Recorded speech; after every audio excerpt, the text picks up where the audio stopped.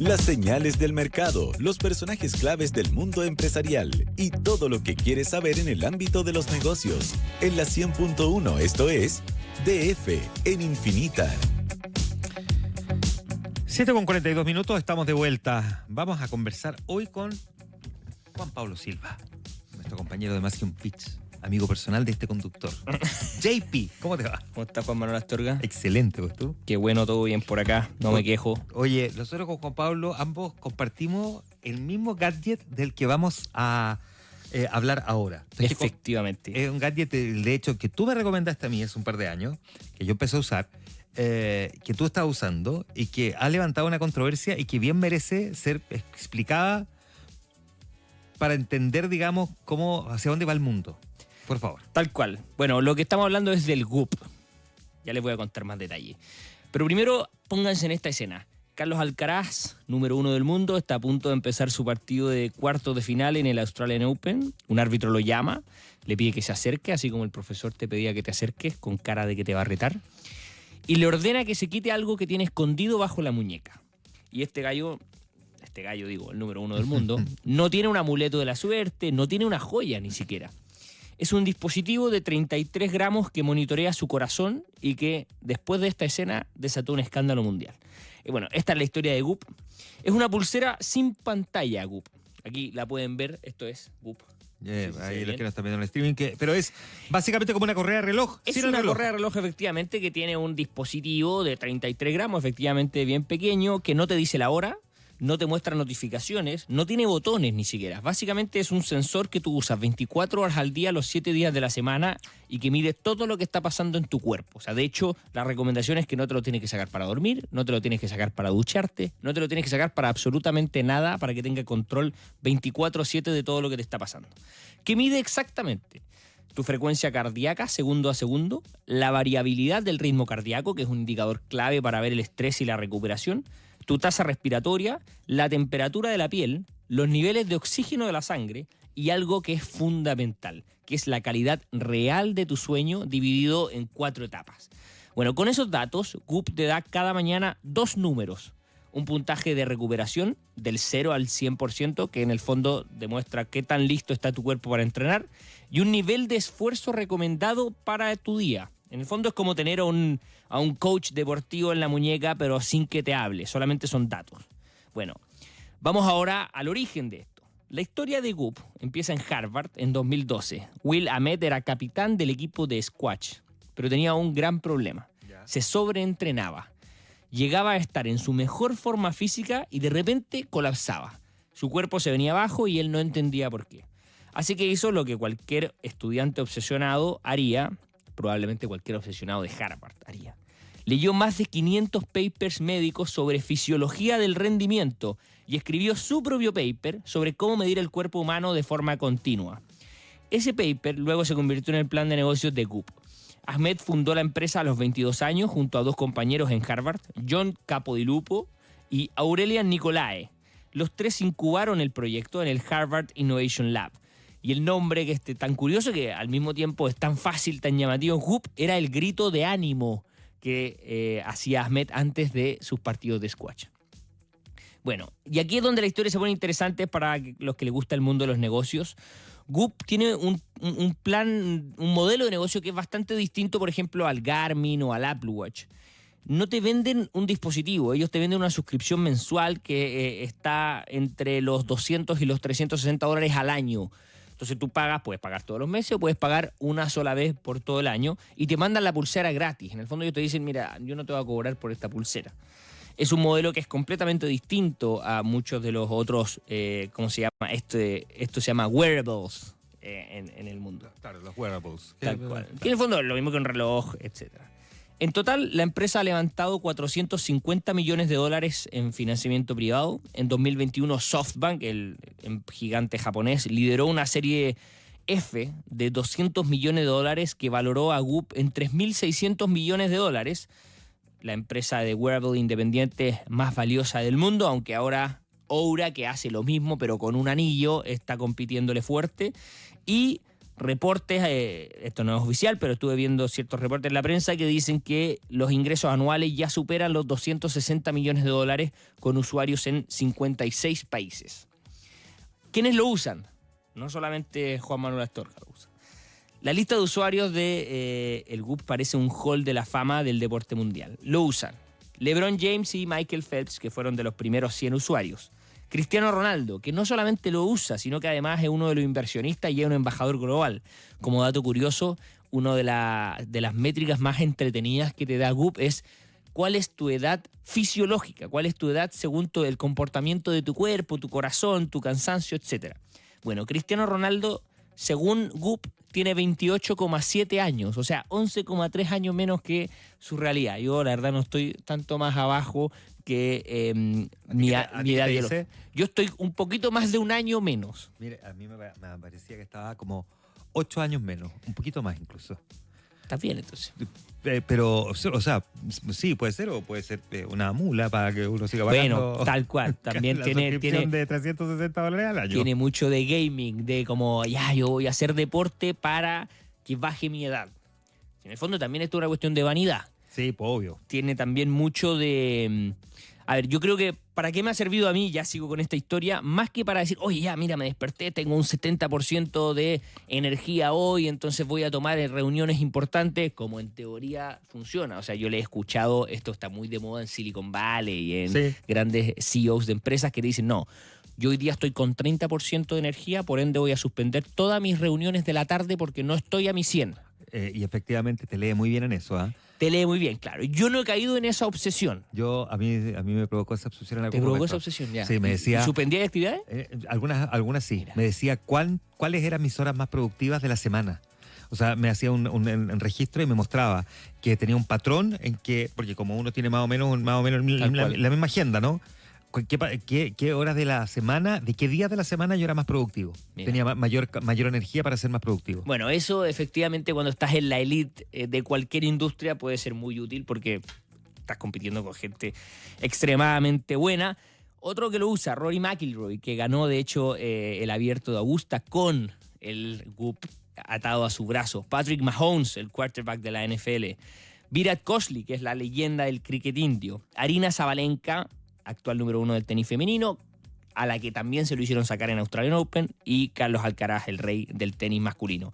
Desde enero de este año, Ferrari, la Fórmula 1, es el sponsor oficial y todos sus pilotos, mecánicos e ingenieros usan Goop.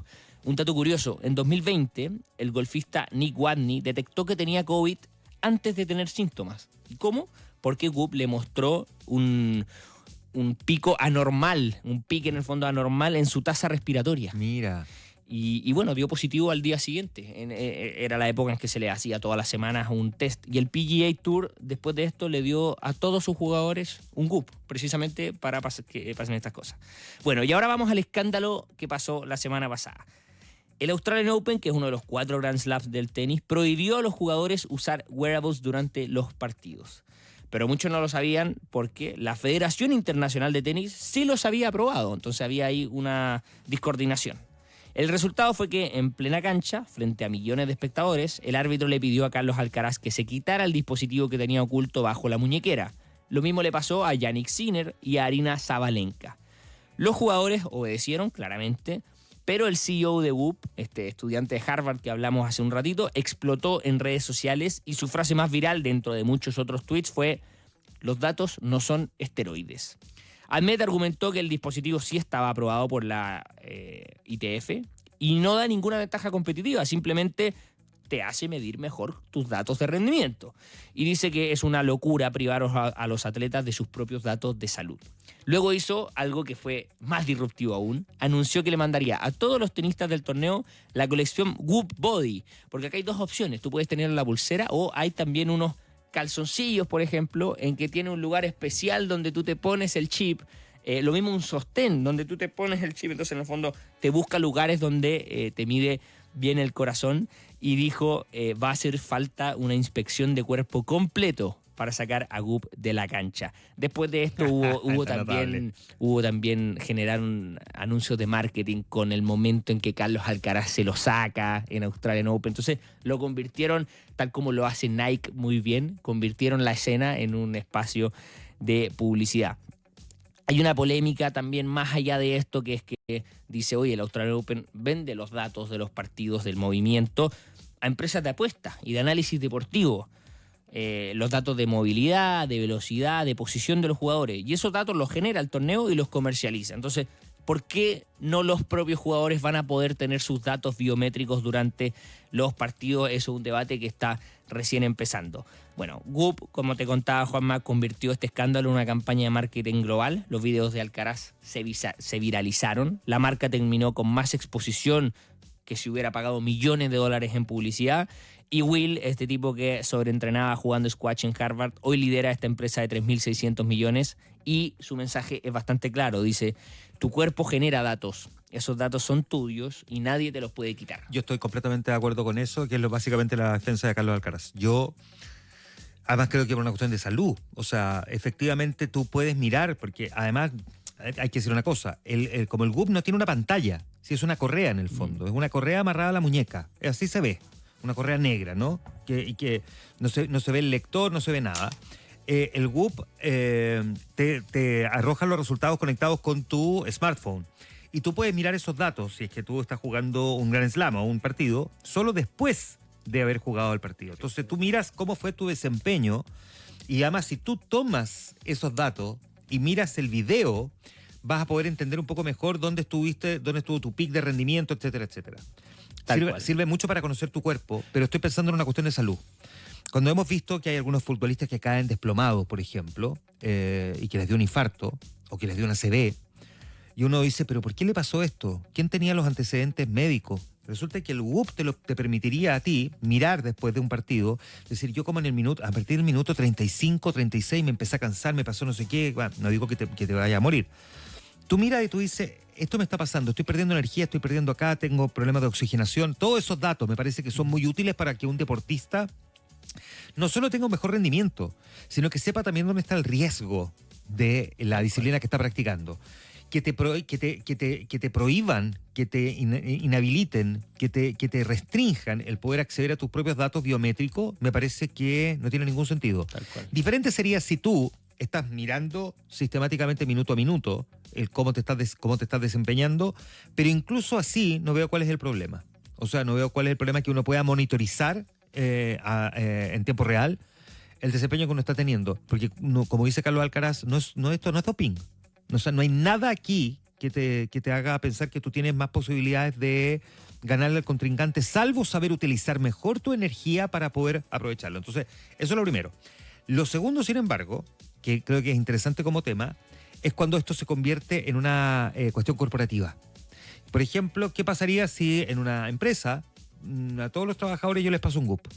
Entonces yo sé que yo tengo el registro de a qué horas son las horas más productivas. Entonces yo le paso a Matías de la Maza, a Marito, a todos los que trabajan con nosotros. Yo soy el director de la radio y yo puedo tener un registro y digo, Marito sé que es más productivo entre las 10:30 y las 12:30. En la mañana no tanto, después de tal hora no. Entonces le saco más y le exijo más a ese trabajador a esa hora. ¿Se entiende, no? Sí, así como perfecto. yo te decía que... Ahora tiene que haber un acuerdo ahí de que te quieren pasar sus datos, eso sí. Ya, pues, pero eso digo, ¿qué pasa? Porque lo que tú decías que en la Fórmula 1 a todos le habían dado... Tal cual. Ya, pues, pero la pregunta es si firmaron un acuerdo en el que ellos puedan analizar Probablemente. los antecedentes. ¿Qué pasa si esto se empieza a generalizar?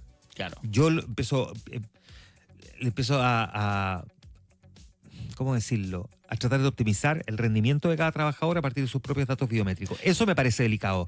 Lo del juez de silla del partido de Alcaraz me parece una estupidez anacrónica de no entender que lo que estaba haciendo el deportista es tratar de optimizar su propio rendimiento y no abusar de su propio cuerpo. Generalmente, en todo caso, las regulaciones siempre van un paso detrás de las tecnologías. Y a veces kilómetros atrás. Y a veces kilómetros atrás. Y aquí también, en el fondo, si uno hace zoom out de qué es lo que es esta ola de medirse, es todo lo que está hoy día en el mundo en boga de la medicina preventiva, versus la medicina reactiva. En el Exacto. fondo, en teoría, lo que te debiese ayudar esto es para que tú tengas una vida más sana, fuera de que tú quieres ver, ya mira, yo aquí soy más productivo a tal hora.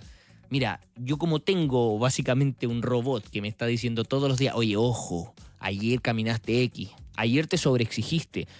O sea, cuando uno toma alcohol el día anterior, es una locura. Las alarmas que te suelta. Es impresionante. Entonces, naturalmente, es como un placebo mental todo el rato diciéndote, oye, sé más sano. O sea, a mí me arrojaba, por ejemplo, yo después de trabajar en el canal de la noche, llego y grabo algunas cosas en mi casa, algunas cosas que van para el fin de semana y yo las grababa el jueves en la noche. Y era impresionante cómo me saltaba la alarma y no era buena opción grabar los jueves de la noche. Era mucho mejor si yo me levantaba media hora más temprano, que ya me levanto temprano, el viernes, y optimizaba mucho más mi rendimiento. Pero optimizar el rendimiento no significa que me salga más la raja, perdón que lo diga así. Significa que no estoy desgastando más de la cuenta mi cuerpo. Tal cual. Entonces, de verdad que tiene una gran utilidad. Parecemos promotores de Whoop, ¿no? Si lo que estoy diciendo es que esto o cualquier otro... Puede ser el anillo, puede ser un collar, no tengo idea. Exacto, pueden ser muy útiles. Me parece una torpeza que el juez de silla no haya entendido esto. Ahora, yo creo que él sobreinterpretó también un cierto reglamento que también está un poco anacrónico. Claro, y probablemente está siguiendo instrucciones también de... Si lo raro es que la ITF, que es la organización, lo permite. Entonces es raro que Australian Open no lo permita, pero sí lo permita la organización en el fondo que está a cargo de todos. En tu caso... ¿has cambiado comportamientos a partir de lo que te muestran los datos biométricos de esta Una cosa correa? que sí me ha ayudado, por ejemplo, es en el sueño. Uno tiende a pensar, ya, yo necesito dormir, no tengo idea, entre 8 a 9 horas y me tengo que acostar a tal hora. Ya, eso es lo lógico que uno ha escuchado toda la vida. Pero yo hice un análisis de mi sueño y de repente no era necesario dormir las 8 horas. O si yo estaba a las 9 de la noche, no necesariamente era lo mejor acostarse a las 9 de la noche, sino... acuéstate a las 10:30, levántate a la misma hora. Yo lo empecé a usar por eso. Yo duermo poco en la noche, por razones obvias, y me ayudó a ordenar mucho el sueño. Esto y me sí, demostró parece que muy efectivamente durmiendo yo 4 horas en la noche y durmiendo 1 hora y media en el día, y a qué hora en el día descansaba más que si yo dormía 5 horas y media de corrido. 5 horas y media o 6 horas. Es impresionante. Bueno, si el cuerpo se adapta a todo. Sí, increíble. Buena historia, ¿eh? Gran historia la del GUP.